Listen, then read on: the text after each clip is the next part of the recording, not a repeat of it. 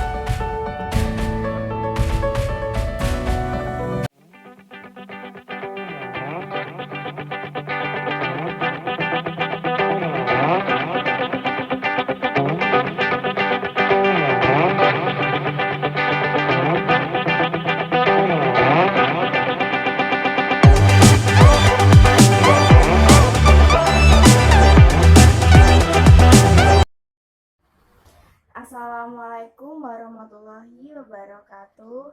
Halo teman-teman semuanya. Sebelumnya perkenalkan, nama saya Afifah Fadilah dengan NIM 18055252028. Mahasiswi di Universitas Tikubang Unisba Semarang, Prodi S1 Akuntansi semester 6, Fakultas Ekonomika dan Bisnis.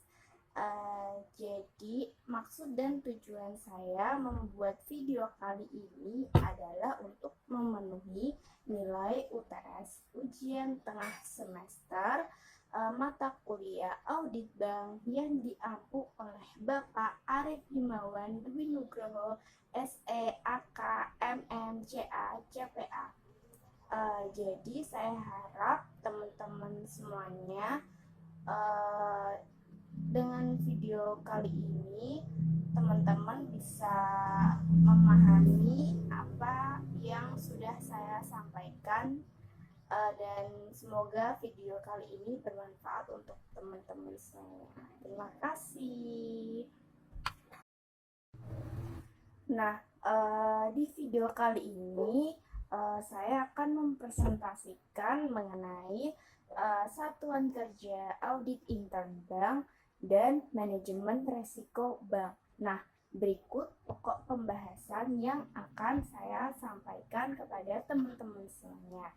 Yang pertama itu ada satuan kerja audit intern bank yang biasa disingkat SKAI. Nah, di dalam pembahasan mengenai SKAI ini, sebelum membahas mengenai SKAI, saya akan membahas mengenai permasalahan yang ada di bank. Nah, permasalahan di bank itu apa aja sih? Terus juga setelah saya membahas permasalahan yang ada di bank, saya akan membahas peran dan fungsi SKAI itu sendiri. Nah, pokok pembahasan yang kedua itu ada manajemen resiko bank. Nah, di manajemen resiko bank ini saya akan menjelaskan mengenai apa itu definisi manajemen risiko bank dan apa sih jenis-jenis risiko itu. Terus juga ada ruang lingkup manajemen risiko. Terus yang terakhir ada sistem pengendalian internalnya. Berikut cuplikan video selanjutnya dari saya. Semoga teman-teman bisa memahaminya. Terima kasih.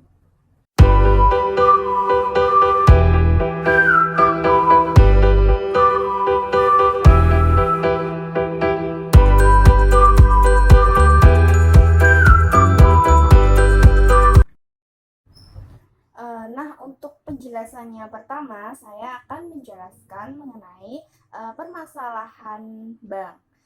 Jadi permasalahannya yang ada di bank itu banyak sekali teman-teman. Tetapi di video kali ini saya akan menjelaskan beberapanya saja, meliputi yang pertama itu ada bank-bank di Indonesia itu dituntut agar tidak ketinggalan dalam mengantisipasi perkembangan produk dan pelayanannya serta mengantisipasi sifat global exposure-nya.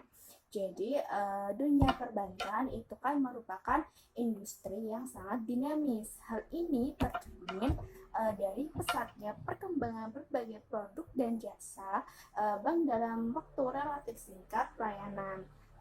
Selain itu, sifat operasi dunia perbankan itu kan adalah global exposure.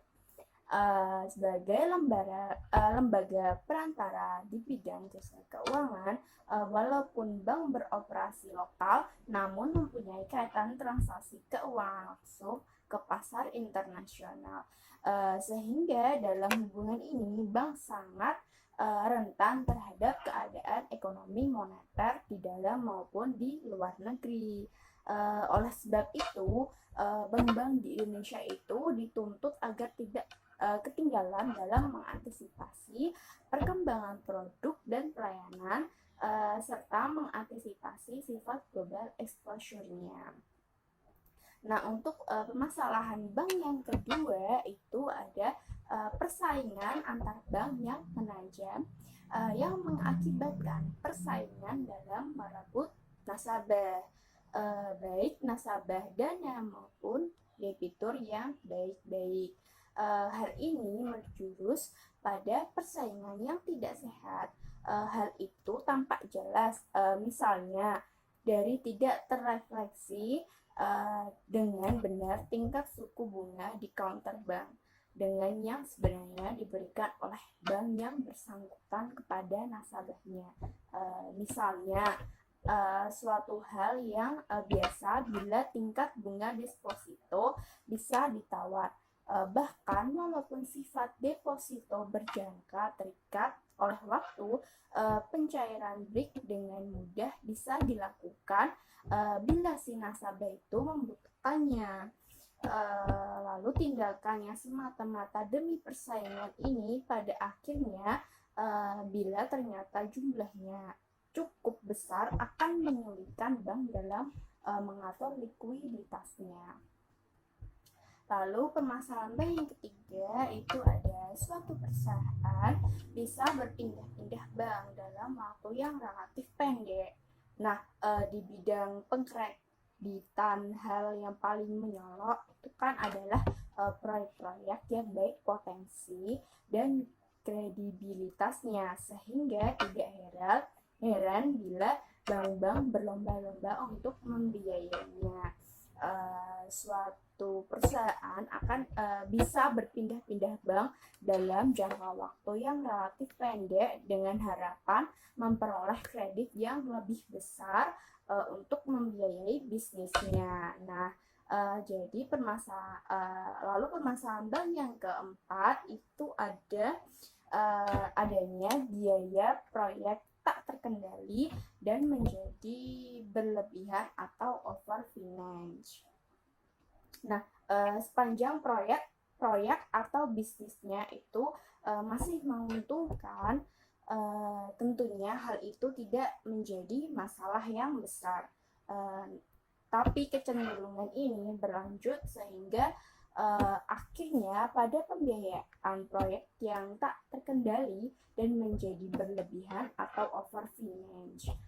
Tentunya hal ini membuka peluang bagi si nasabah untuk terspekulasikan pada proyek yang belum jelas kebenarannya.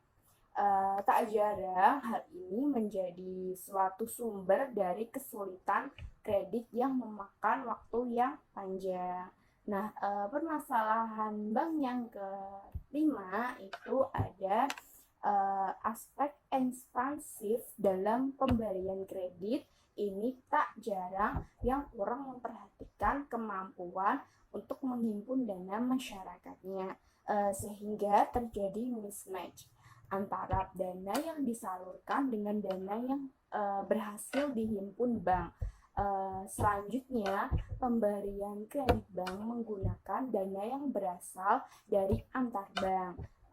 Kondisi ini tuh sangat membahayakan karena dalam uang ketat bank-bank itu seperti akan mengalami kesulitan. Nah, untuk permasalahan bank yang keenam itu ada penyaluran kredit bank seringkali dilakukan tanpa melalui prinsip-prinsip kredit yang sehat. Akibatnya kualitas aktiva produktif menurun dan cadangan aktiva produktif yang harus disediakan itu tidak terpenuhi. Pengaruhnya secara langsung terasa itu adalah turunnya tingkat kesehatan bank. Permasalahan bank yang ketujuh itu ada penyaluran kredit pada pemilik atau pemegang saham, sehingga melalui BMPK atau batas maksimum pemberian kredit. Manajemen bank itu seringkali mengalami kesulitan dalam mengendalikan keinginan dari pihak pemilik bank untuk ikut campur dalam kegiatan bank. Beberapa bank itu sulit melaksanakan keseharusan memenuhi persyaratan permodalan bank seperti yang ditetapkan Bank Indonesia atau BI. Padahal ketetapan tingkat pemodalan yang harus dipenuhi oleh bank-bank umum tersebut semata-mata untuk membuat bank mampu bersaing. Nah, untuk permasalahan bank yang ke-8 itu ada perkembangan jumlah kantor bank mengakibatkan tuntutan adanya penyediaan segala fasilitas bank, termasuk jasa penyedia tenaga kerjanya.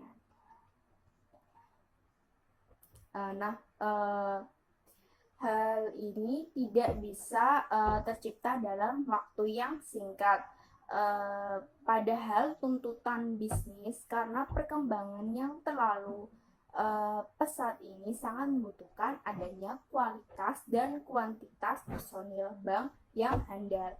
Artinya, sumber daya manusia perbankan yang mempunyai keahlian di bidangnya itu terbatas dibandingkan dengan kepesatan perkembangan organisasi serta kantor bank yang meluas. Nah, untuk permasalahan bank yang ke-9 itu ada perkembangan bank itu menuntut adanya sumber daya manusia perbankan yang berkualitas. Namun di sisi lain penyediaan tenaga kerja atau sumber daya manusia ini ternyata sangat terbatas. Akibatnya banyak terjadi saling baja antar bank untuk memperoleh tenaga kerja yang siap pakai ini.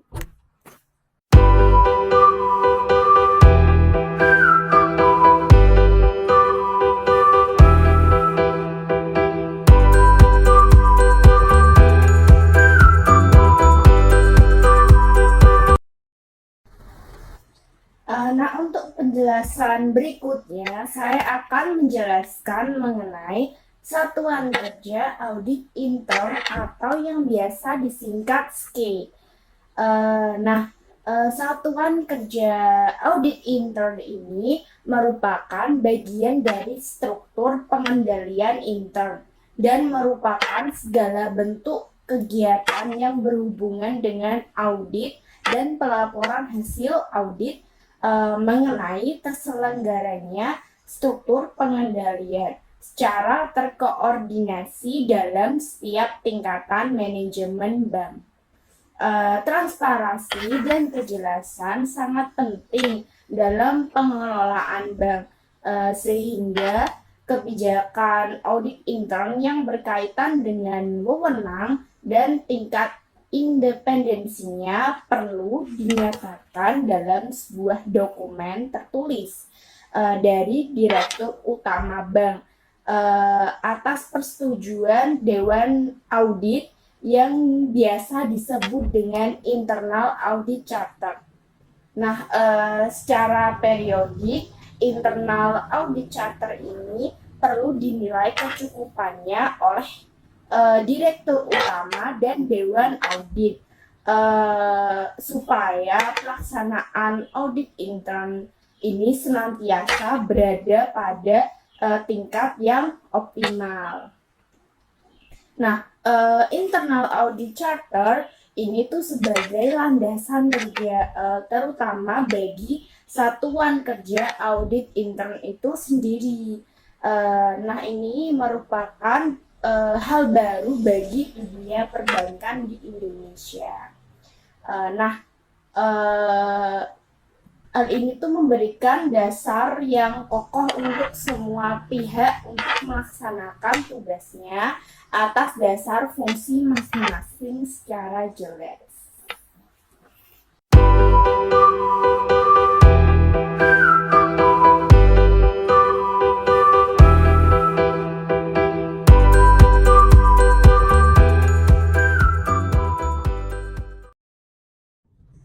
Nah, untuk penjelasan selanjutnya, saya akan menjelaskan mengenai peran dan fungsi dari Satuan Kerja Audit Intern atau SKAI. Nah, tugas dari SKAI itu adalah membantu Direktur Utama dan Dewan Audit dengan menjabarkan secara operasional perencanaan, pelaksanaan dan pemantauan hasil audit. Dalam melaksanakan hal ini, audit intern mewakili pandangan dan kepentingan profesinya dengan membuat analisis dan penilaian di bidang keuangan, terus akuntansi, lalu operasional dan kegiatan yang lainnya melalui pemeriksaan secara dan pemantauan secara serta memberikan saran, perbaikan dan informasi yang objektif tentang kegiatan yang direview kepada semua tingkatan manajemen. Nah, di samping itu, SKAI ini harus mampu mengidentifikasi segala kemungkinan untuk memperbaiki dan meningkatkan efisiennya penggunaan sumber daya dan dana, serta meningkatkan kegiatan yang ada di bank tersebut. Nah, tuntutan yang demikian tinggi ini, fungsi dan tugas SKAI ini jelas menggambarkan pada kita semua bahwa peran SKAI ini sangat diharapkan dalam mendorong lahirnya bank. Kualitas sumber daya SKAI harus sepadan dengan tuntutan tersebut yang sehat.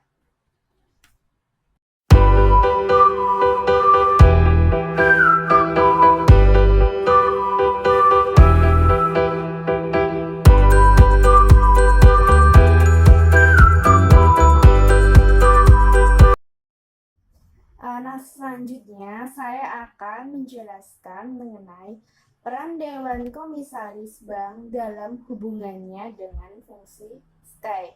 Nah, sebelum membicarakan Dewan Komisaris Bank dan dalam hubungannya dengan fungsi SKEI. Nah, Dewan Komisaris sendiri ini mempunyai tugas dan tanggung jawab. Nah, berikut tugas dan tanggung jawab Dewan Komisaris.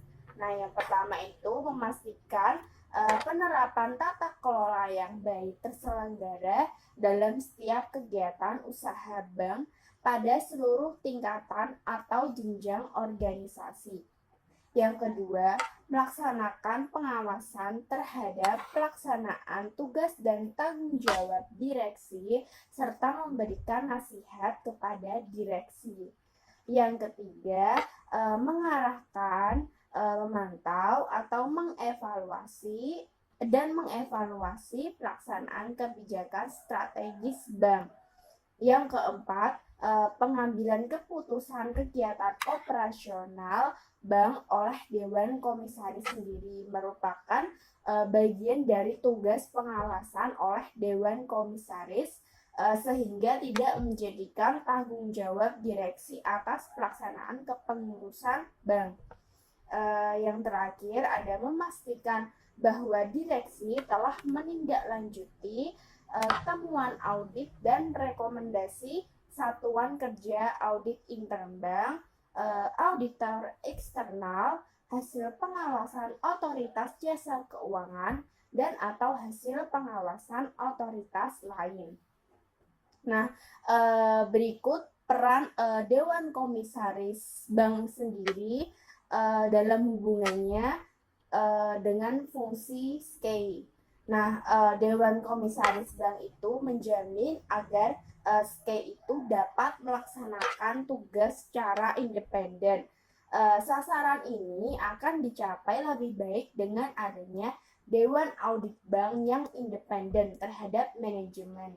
Nah, tugas utama dari Dewan Audit sendiri ini adalah melakukan review atas pelaksanaan dan perencanaan audit serta memantau atas tindak lanjut hasil audit dalam rangka menilai kecukupan pengendalian intern, termasuk kecukupan proses pelaporan keuangan.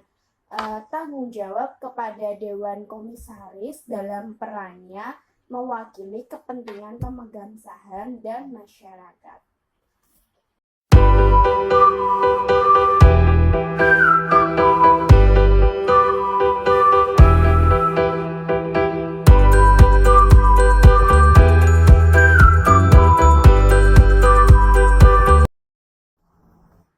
Nah, untuk materi selanjutnya kita sudah memasuki pokok pembahasan yang kedua, yaitu manajemen resiko bank.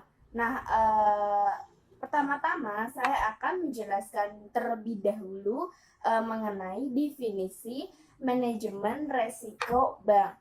Nah, resiko sendiri ini adalah potensi kerugian akibat terjadinya suatu peristiwa tertentu. Nah, sedangkan manajemen risiko adalah serangkaian metodologi dan prosedur yang digunakan untuk mengidentifikasi, mengukur, memantau, dan mengendalikan risiko yang timbul dari seluruh kegiatan usaha di bank.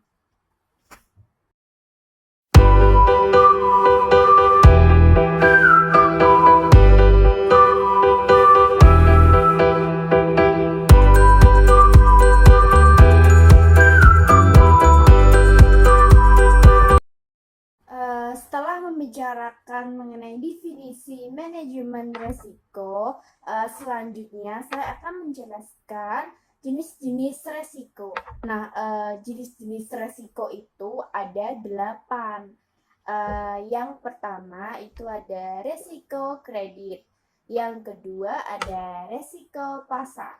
Yang ketiga ada resiko likuiditas. Yang keempat ada risiko operasional. Yang kelima ada risiko kepatuhan. Yang keenam ada risiko hukum. Yang ketujuh ada resiko reputasi, dan yang kedelapan itu ada resiko strategik. Nah, berikut penjelasannya mengenai jenis-jenis resiko. Yang pertama itu ada resiko kredit. Nah, resiko kredit sendiri ini adalah resiko akibat kegagalan pihak lain dalam memenuhi kewajiban kepada bank, termasuk resiko kredit akibat kegagalan debitur, resiko konsentrasi kredit, party credit risk, dan settlement risk. Nah, resiko yang kedua itu ada resiko pasar.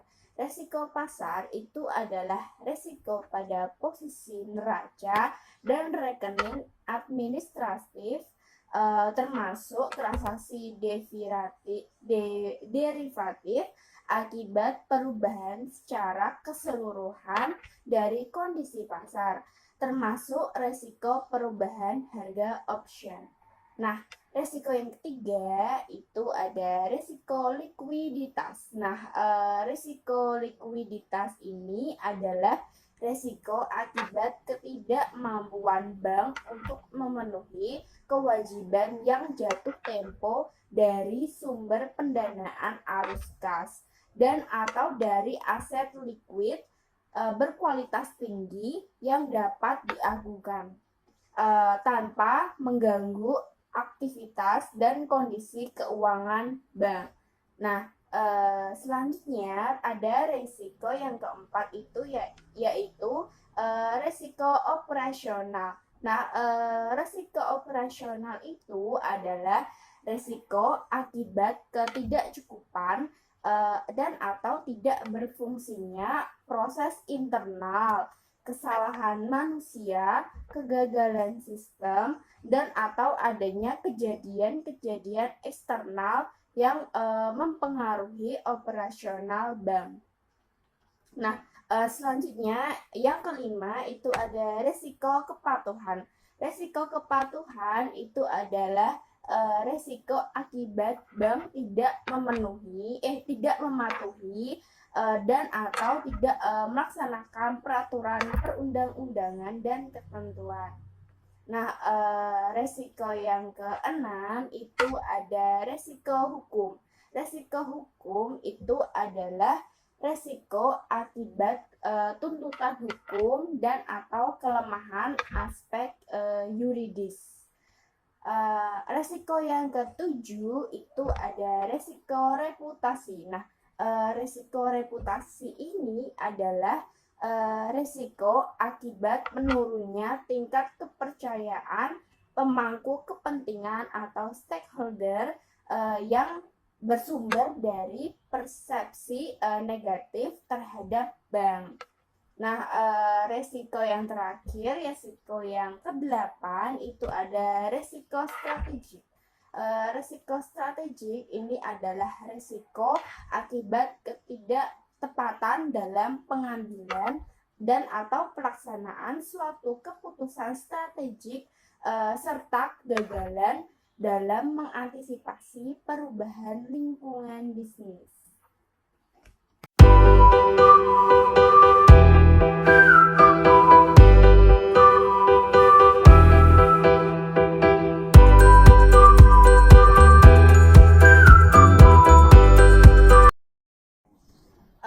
Selanjutnya, saya akan menjelaskan mengenai ruang lingkup manajemen resiko.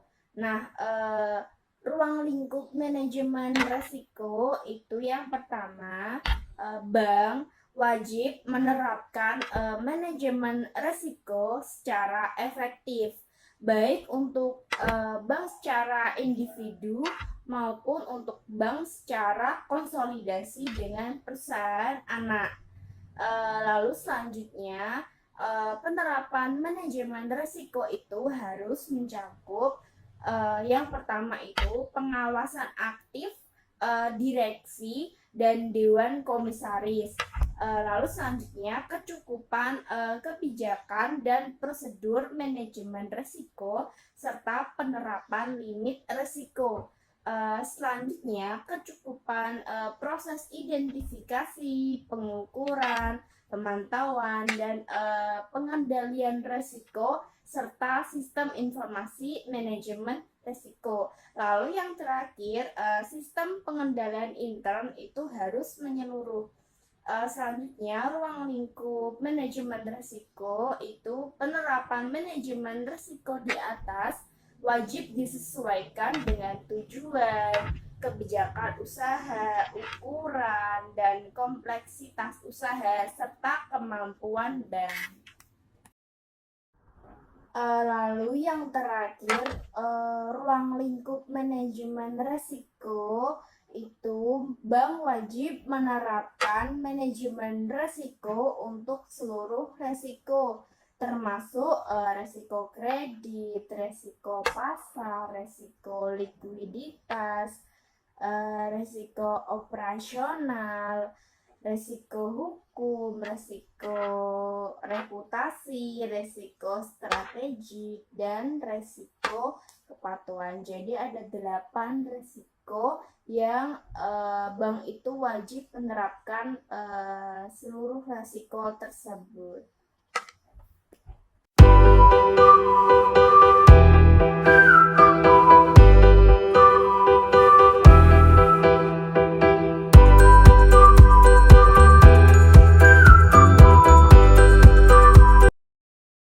Nah, untuk pembahasan selanjutnya, saya akan membahas mengenai sistem pengendalian. Nah, sistem pengendalian internal itu apa sih? Nah, sistem pengendalian internal ini merupakan suatu proses yang dipengaruhi oleh direksi, dewan komisaris, manajemen, dan yang lainnya dari entitas yang dirancang untuk memberikan asuransi yang memadai, reasonable assurance, terkait pencapaian tujuan seperti efisiensi dan efektivitas aktivitas operasi, lalu kepatuhan terhadap ketentuan yang berlaku, selanjutnya mengamankan aset, yang terakhir reliabilitas dari pelaporan keuangan.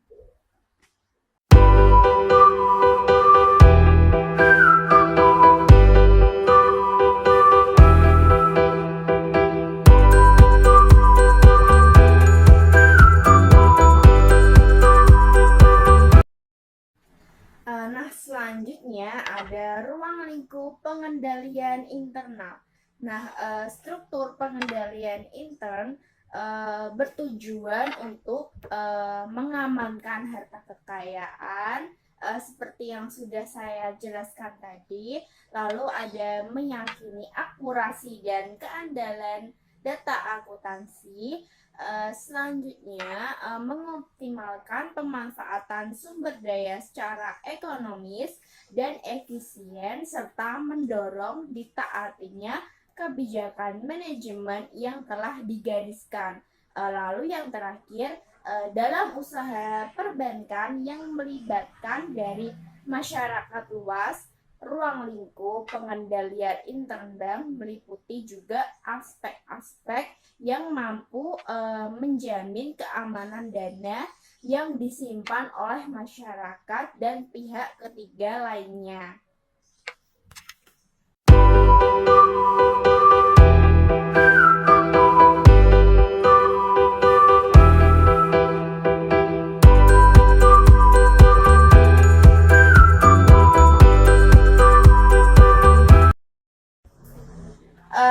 Penjelasan saya yang terakhir mengenai sistem pengendalian intern itu ada sistem pengendalian intern dalam penerapan manajemen risiko. Nah, sistem pengendalian intern dalam penerapan manajemen risiko ini mencangkup yang pertama itu ada kesesuaian sistem pengendalian internal dengan jenis dan tingkat risiko yang melekat pada kegiatan usaha bank. Selanjutnya ada penetapan wewenang dan tanggung jawab untuk pemantauan kepatuhan dan kebijakan, dan prosedur manajemen risiko serta penetapan limit. Selanjutnya ada penetapan jalur pelaporan dan pemisahan fungsi yang jelas dari satuan kerja yang melaksanakan fungsi pengendalian. Lalu ada struktur organisasi yang menggambarkan secara jelas kegiatan usaha bank. Selanjutnya ada pelaporan keuangan dan kegiatan operasional yang akurat dan tepat waktu.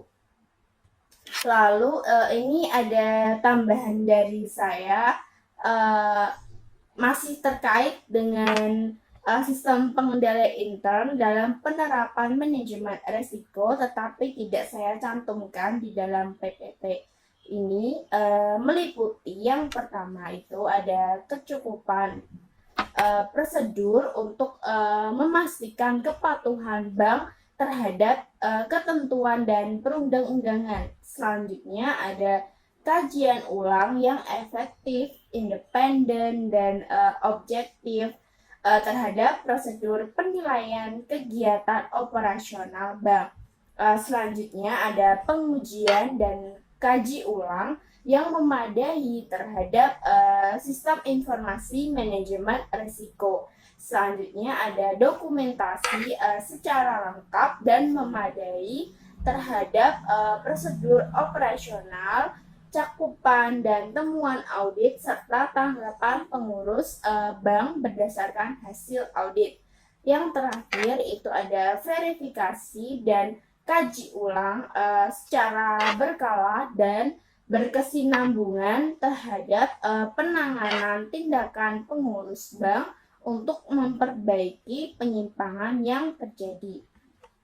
Nah, penilaian terhadap sistem pengendalian intern dalam penerapan manajemen risiko bank ini wajib dilakukan oleh SKAI, Satuan Kerja Audit Intern.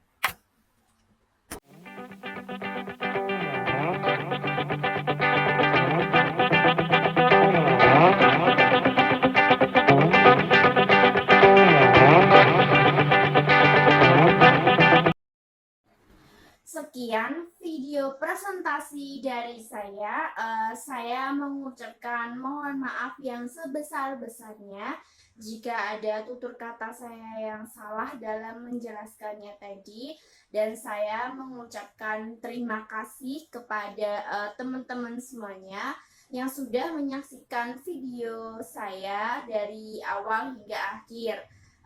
Semoga video ini bermanfaat untuk teman-teman semuanya dalam menambah ilmu mengenai satuan kerja audit intern dan manajemen risiko bank. Oh iya, untuk kalian jika suka dengan video ini, jangan lupa subscribe, like, and comment. Terima kasih, matur, thank you. Wassalamualaikum warahmatullahi wabarakatuh. See you.